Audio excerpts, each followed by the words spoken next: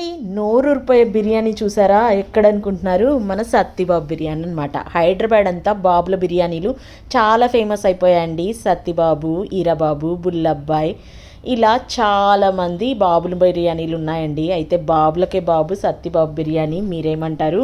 మరి ఈ సత్తిబాబు బిర్యానీలో నేను కూడా ఆర్డర్ చేసుకున్నాను అనమాట, ఎలా ఉంటుందని చెప్పి. ఇదైతే ప్లెయిన్ పలావ్ రైస్లో చక్కగా కర్రీస్ పక్కన ఇస్తున్నట్టున్నారు. నేను ఆర్డర్ చేసి వచ్చేసి జాయింట్ లెగ్ పీస్ బిర్యానీ అనమాట. చూసారు కదా, జాయింట్ బిర్యానీ అంటే ఇలా ఫుల్ మనకు జాయింట్ వచ్చేస్తుంది చికెన్ది. అండ్ దీన్ని చక్కగా వాళ్ళు నూనెలో వెల్లుల్లి కారం వేసి వేయించినట్టున్నారు. ఆ ఫ్లేవర్ తెలుస్తుంది. అండ్ హోల్ ఎగ్ కూడా ఇక్కడ మనకి ఇచ్చేశారు. ఇదైతే పలావ్ రైస్ నేను చెప్పాను కదా, అండ్ నార్మల్ పలావ్ రైస్ అనమాట. అయితే బాస్మతి రైస్ ఫుల్గా వాడారు. అండ్ మిక్స్డ్ రైస్ అయితే ఏది లేదనమాట.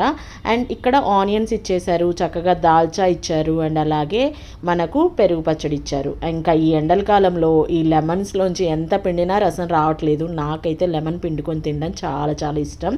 ఫస్ట్ టైం నేను ట్రై చేస్తున్నాను సత్తిబాబు బిర్యానీ. ఇన్ని రోజులు హైదరాబాద్లో ఉన్నప్పటికీ కూడా ఎన్ని వీడియోస్ చూసినా ట్రై చేయలేదు. మరి చూద్దాం ఎలా ఉందో ఫస్ట్ బైట్. అయితే చూడ్డానికి మాత్రం చాలా బాగుంది. అండ్ తింటుంటే కూడా బాగుంది. అంటే మరీ అంత ఎక్కువగా ఓవర్ హైప్డ్గా వీళ్ళు చేసినంత అయితే ఏమీ లేదు. కాకపోతే మనము పీస్ అనేది ఆయిల్లో ఫ్రై చేస్తే ఏ పీస్ అయినా బాగుంటుందండి. అండ్ అలాగే ఈ రైస్ ఫ్లేవర్ కూడా అంత ఎక్కువగా ఏం లేదు, నార్మల్గా ఉంది. అండ్ దాల్చాతో కూడా నేను ట్రై చేస్తున్నాను.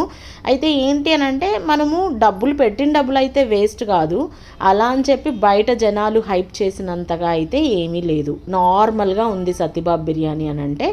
నాకైతే ఆ హైప్ చూస్తే మాత్రం ఎంత బాగుందో ఏంటో అని అనుకున్నాను. ఇట్స్ నార్మల్, పర్లేదు. మన డబ్బులు అయితే వేస్ట్ అవ్వవు. ఒక లైక్ అయితే చేయండి.